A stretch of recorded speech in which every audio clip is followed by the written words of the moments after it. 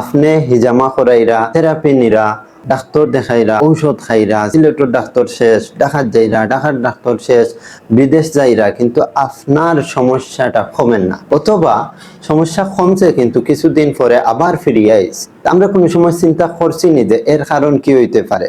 অধিকাংশ সময় আমরা একটা বিষয়ে গাফলতি করি যে একটা সমস্যা হওয়ার কারণ, যেমন মনে করুকা আমি আস্তা রাইট মোবাইল টিপাই, হজাক থাকি, আমরা লাইফ স্টাইল ঠিক নাই, আমরা খানি ঠিক নাই, আমরা সব সময় প্রসেস ফুড খাই, আমরা রেস্টুরেন্টও খাই, জাল খাই, মশলা খাই, ফাস্ট ফুড খাই, আমরা পানীয় বিভিন্ন জাতর খাই, যেগুলার কারণে আমরার মারাত্মক সমস্যা শরীরের মধ্যে হয়। এই সমস্যাগুলা আমরা সমাধানের লাগে বিভিন্ন ধরনের ঔষধ খাই, থেরাপি নেই, হিজামা করাই, কিন্তু আবার গিয়া যে কারণে সমস্যাটা হইছে ও কারণ আবার পুনরায় ঘটাইতে আসি, আর আমরা দোষ দিতে আসি যে ডাক্তার দেখাইছি, হিজামা করাই আমার কোনো ফায়দা হয় না। আরবিতে একটা প্রবাদ বাক্য আছে, প্রতিকারের থাকি প্রতিরোধ উত্তম। আপনি যদি প্রতিরোধ না করেন আর প্রতিকার করতে থাকেন, তাহলে আপনার তলাবিহীন ঝুড়ির মধ্যে পানি ডালার সিস্টেম কোনো সময় বর্ত নাই।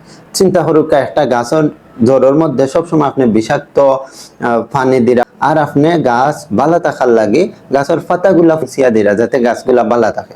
জীবনে এগুলো সম্ভব। আমরা লাইফ স্টাইল, খানি, চলাফেরা, ঘুম এগুলা যদি ঠিক করি লাই, দেখবো অনেক বেমার আজার থেকে আমরা মুক্তি পাইলিছি। আর আজকে থেকে আমরা শরীর যে কারণে সমস্যাগুলা হয় ও কারণগুলা বাদ দেওয়ার চেষ্টা করি, আর সুস্থতার লাগি আল হেরা হিজামা সেন্টারের সাথে সংযুক্ত থাকি।